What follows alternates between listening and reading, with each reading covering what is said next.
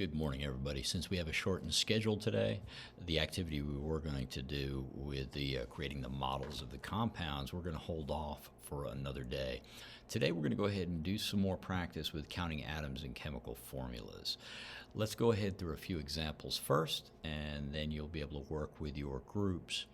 I will be posting the answer key to this on Schoology at 6 o'clock tonight, so you can finish your practice this afternoon if you need to, and then you'll be able to check your answers before we come back, and I'll take any questions before we go into bonding tomorrow. So let's take a look at our examples. All right, guys, let's take a look at the first example is done for us. It's aspirin, C9H8O4.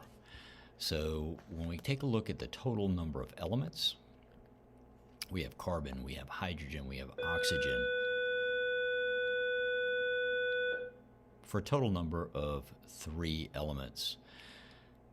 Then we break down the number of atoms of each, like we did yesterday, write each one separately, and we see the subscript 9 for carbon, so it's 9, subscript 8 for hydrogen, and the subscript 4 for oxygen. So we have 9, 8, and 4 respectively. Add those up for a total of 21 where we put the total number. And then the question, is it organic or inorganic?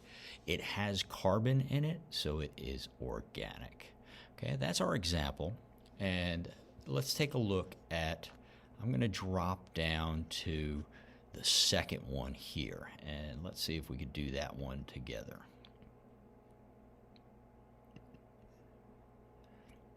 For this one, we have aluminum hydroxide. I see aluminum, I see oxygen, and I see hydrogen. So the total number of elements there would be 3, because I have the aluminum, oxygen, and hydrogen. I'm going to come over here, and I don't see a subscript for aluminum, so I know aluminum would be just 1. Oxygen, within the parentheses, I see 1. And hydrogen, within the parentheses, I see 1. But I also have the subscript outside of the parentheses, 3, so that would be distributive property where I'd multiply by that 1 here and multiply by that 1 here. So that would give me oxygen, that 1 within the parentheses times 3 would give me 3 atoms of oxygen. And then the hydrogen, the 1 atom within the parentheses times 3 would give me the 3 atoms there.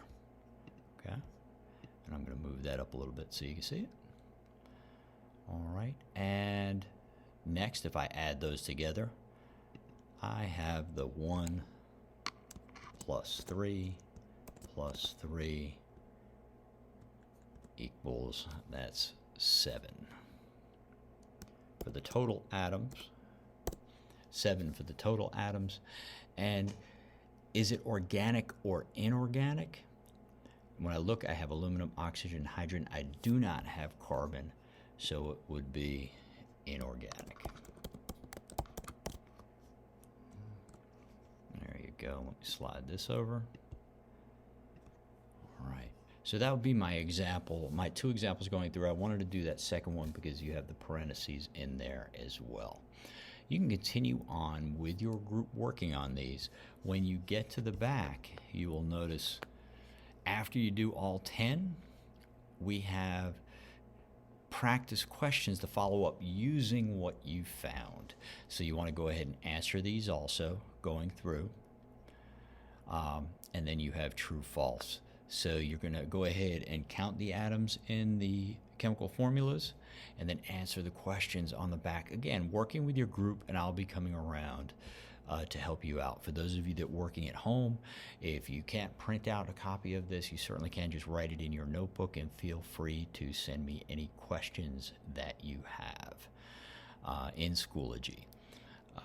And again, I will post the answer key this evening at 6 o'clock so that you can double check your work, and we will take any questions when we come back to class tomorrow.